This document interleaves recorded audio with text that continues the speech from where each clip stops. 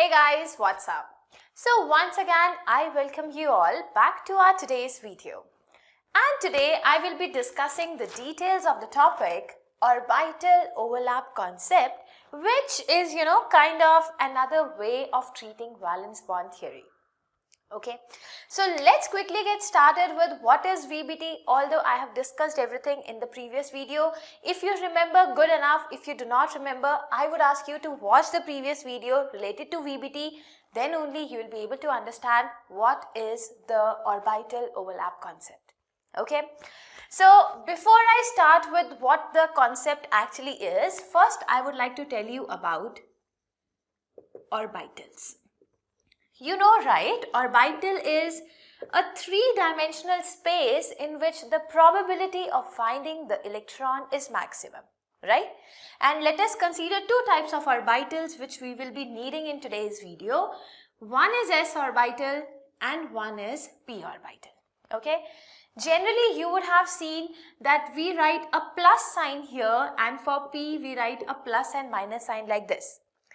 Now, this is a misconception to so many students out there, that this positive means that the charge on orbital, let me mention the word, charge on orbital is positive and this is negative and this is positive. By the way, first of all, you have to clear this misconception that the plus and minus do not tell you anything about the charges. Actually, orbital is nothing but it is, I should say, a diagrammatic representation of wave function. You remember, you must have studied wave function in chapter number 2, structure of atom, that it is represented as psi. Okay. Now, this wave function is a mathematical calculation thing. So, lots of mathematical calculations are done. And the wave function can have a positive or it can have a negative value.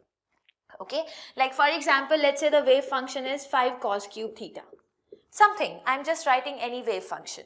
Now, whatever values of theta you put, the value of psi may come out to be positive or it may come out to be negative. Am I right?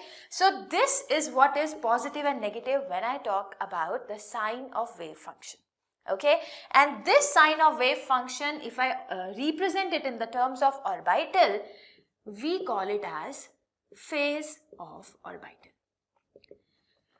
Now you might be thinking why I explained you all these things. This is because whatever I explained till now, this has been asked in NCERT as a question. I will just mention the question here. The question says, what do we mean by the plus and minus sign on any particular orbital? It is not the charge, point number 1. It is just the phase of orbital, which means it represents the plus or minus sign of the wave function corresponding to the orbital. Understood? I hope this much is clear.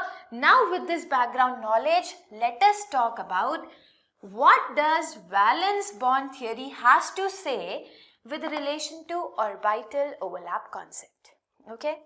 Remember, right? I told you that there are two hydrogen atoms which are far away from each other. Both of them are having one s1, one s1 electrons, right? Point number 1, another thing you have to remember, that these electrons are to be in opposite spin. Remember, so if one electron is moving in this clockwise fashion, which we call as plus half spin, which is generally represented like this, the other electron has to be moving in an anti-clockwise fashion with a spin minus half, which is written like this. Okay, so when two atoms come close to each other, not the atoms, I am saying the orbitals are coming close to each other slowly and slowly. And now a distance comes. You remember that graph we have drawn, the energy diagram thing? So a particular distance is achieved when the two atomic orbitals undergo interpenetration. They have used this exact word in NCERT.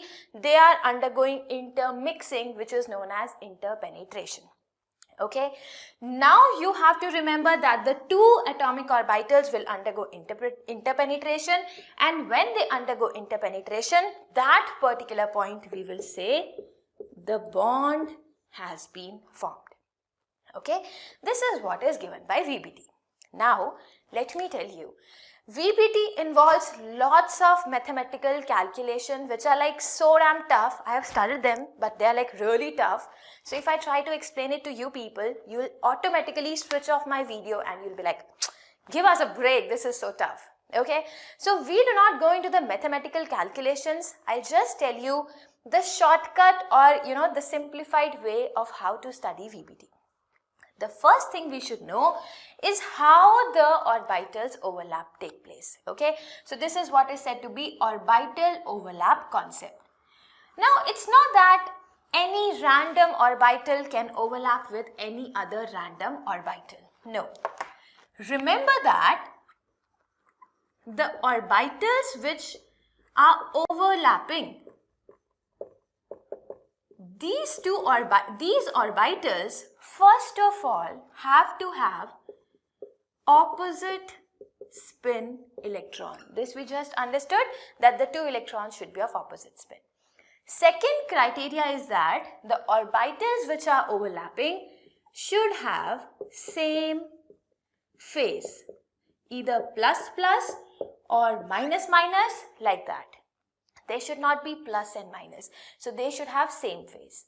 And the third thing they should have is they should have same orientation in the space. Now I'll tell you the details of what do we mean by these two things. Let's see. Let us consider the overlap of one s orbital with another s orbital. If both of them are positive phase, yes, orbital overlapping occurs, and yes, I will say bond formation occurs. Okay, but if minus is there and you combine it with minus, this is also okay, bond formation takes place.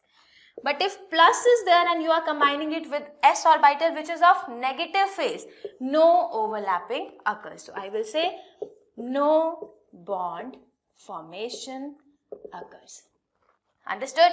Similarly, if I write this minus and this plus, again I will say no bond formation takes place. So this was all about what happens when S and S overlapping occurs. Now let us go to other things. What happens when P and P are combining? Let us see in which case bond formation occurs and in which case it doesn't occur. So I say plus minus, plus minus. Two same phases are in contact with each other. Yes, bond formation occurs. Plus minus, minus plus. So plus is combining with minus. Oops, this is not the required criteria because we want them to be of same phase. Okay, no bond formation. Now let us consider plus minus, or let me consider plus minus, minus plus. Yes, bond formation will occur. Now let me consider minus plus, plus minus. They will cancel out, no bond formation. Understood? So this was what happens if two p orbitals are combining. Now let us consider another thing. What if plus minus is asked to combine with plus? Yes, same phase. So yes, overlapping occurs. Next, if I consider plus minus with minus. No, no, no. Plus and minus, no overlapping occurs. Okay. So now let us move to other thing. What happens if plus minus combines with plus minus? Plus combining with plus, minus combining with minus occurs. Understood? Next is plus minus, minus plus. Plus with minus, minus with plus, not possible at all. Okay, so why I am teaching you these things? Because in your competitive exams, may it be JEE, NEET, SAT, any competitive exam, you will be given 4 diagrams and then you will be asked to find out in which cases bond formation will occur. Okay, or in which cases no bond formation is possible. So you should know how the orbitals should combine for the bond formation. Understood? Let me consider one last case, otherwise I'll forget, which is plus minus with a plus. Now see carefully. You might be thinking, ma'am, this plus is combining with plus, so bond formation should occur. But now let me just extend this. Isn't it same as saying this plus minus and combining together? So this region, the shaded region, will be plus plus, right? And this shaded region, the one which I have shaded dark, will be plus minus. But this plus plus and minus minus are equal and opposite. So overall, this is no bond formation. Understood? Because the orientation is not proper. Signs were proper, but orientation is not proper. So again, no bond formation occurs. One another thing for no bond formation, let us say this is y-axis. So this is py plus and minus. So let us say this is pz orbital plus minus. Now one orbital is like this and one orbital is like this, 90 degree. So see, this is, let's say, pz, this is py. These two are at 90 degree. They hell cannot combine with each other.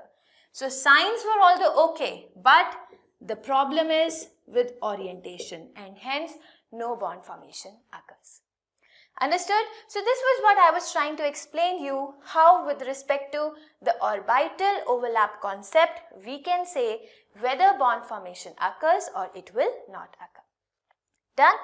Now let us try to wind up the discussion by just considering two types of overlapping. We have sigma overlapping and we have pi overlapping. Now see, let us consider this is the internuclear axis. Internuclear axis means, let's say this is HCl molecule. So this is the nucleus, this is the nucleus. There is a line, there is an axis passing through the two nuclei. Okay, so this axis is said to be internuclear axis. Fine. Now, if the overlapping occurs, let's say plus plus, the overlapping is occurring along the internuclear axis. Two s orbitals are coming close to each other. So this kind of overlapping is known as sigma overlapping or sigma bond formation. Understood? Let me give you an example. Let us consider hydrogen, another hydrogen, 1s1, 1s1. Okay? So one electron with a plus spin, other electron with minus spin, overlapping occurs. A bond will be formed which is known as a sigma bond. Understood? Let us take another overlapping about sigma only. If one, let us say internuclear axis is z-axis. Normally, you can consider it x, y, z. It's up to you. But generally, for convenient, we consider z-axis as the internuclear axis. Okay? Now, let's say this is plus, this is minus.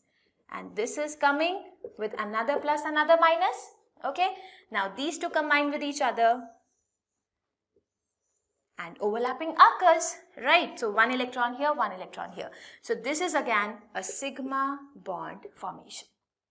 Let me tell you the example. For example, chlorine molecule. So one chlorine atom is 1s2, 2s2, 2p6, 3s2, 3p5. We will just talk about valence shell electrons because we are talking about valence bond theory. So I remember telling you that we were talking about valence shell electrons only. So this 3p5 has 1, 2, 3, 4, 5 electron. So let us say this unpaired electron is in 3p5. Another chlorine is also 3p5. They combined and hence it led to the formation of sigma bond. Understood? Let us talk about another example. We have 1s and 1p are combining together. Can you think of an example where 1s and 1p orbital is combining? Think. Yes, if you got the answer correct, that means you are on right path. Take hydrogen, which is 1s1. Take chlorine, which is 3p5. Remember, the two electrons have to be of opposite spin. These two combine with each other and thus it led to the formation of HCl sigma bond. Understood? So in short, I can say that A sigma bond is the one where head-on overlapping occurs, like the two are combining and overlapping with each other. I can also say that this is known as axial bond because the bond is being formed on the internuclear axis. Understood? Now the sigma bond, if you talk about, they are generally strong bonds. And you know why they are stronger bonds? One thing I forgot to tell you. If overlapping is this much, it is considered to be negligible. If it is this much, it is considered to be good. If it is this much, more good. So more will be the overlapping. More overlapping. That means more and more stronger will be the bond. So remember this as a thumb rule. Wherever overlapping will be maximum, the bond formation will be strong. So sigma bonds are generally really strong bonds. Understood? So this was about the one category. Now let us talk about second category, which is pi bond formation or pi overlapping. Now let us say this is internuclear axis, z-axis. One p orbital is here. Another p orbital is here. This is, let's say, px. This is also px. Now their orientation is same because both of them are xx and they are perpendicular to the internuclear axis. Okay, so the bond will not be formed along the internuclear axis. It will be formed perpendicular to the internuclear axis. So these two combine, these two combine. When these two combine, we write a plus. When these two combine, we write a minus. Okay, so you can see if these were the nucleus, more electron density is either above or below the internuclear axis. Okay, so such kind of bond formation which is formed perpendicular to internuclear axis is said to be a pi bond formation. Done? So this is also known as perpendicular to internuclear axis, or this is also known as side-wise overlapping because they are taking place on the sides. Okay, let's see another situation. This is Z. Both of them, this is py, py. See, signs are okay and directions are okay. So this leads to the formation of one electron cloud here, one electron cloud here. Done? Now talking about the last situation. This is Z, this is px and this is py. What do you think? Bond will be formed or not? Obviously, signs are correct, so bond should be formed. But orientation is not correct, so no bond is formed in such case. Okay? Now remember carefully, let me just show this to you. If I am doing the overlapping like this, like the sigma bond, the overlapping will be more, so it will be stronger. But if I do the overlapping like this, the overlapping will not be strong, not much overlapping can take place. And hence, in general we say pi bonding electrons are weaker than sigma bonded electrons. Or pi bonds will be generally weaker than sigma bonds. Because sigma bonds is like good overlapping, pi bond is like less overlapping. Understood? So guys, this was all about the orbital overlap concept of valence bond theory. Everything goes fine with this theory, but as soon as I write complicated molecules, like when I was talking about H2, it worked, Cl2, it worked, HCl, it worked, but if I talk about CH4, complications will come. If I talk about BeCl2, complications will come. So the theory becomes more complicated. So we will be using another term, which is hybridization. And the details of this topic we will be doing in next video and not today. So that's it for today's video. Thank you very much. Bye-bye.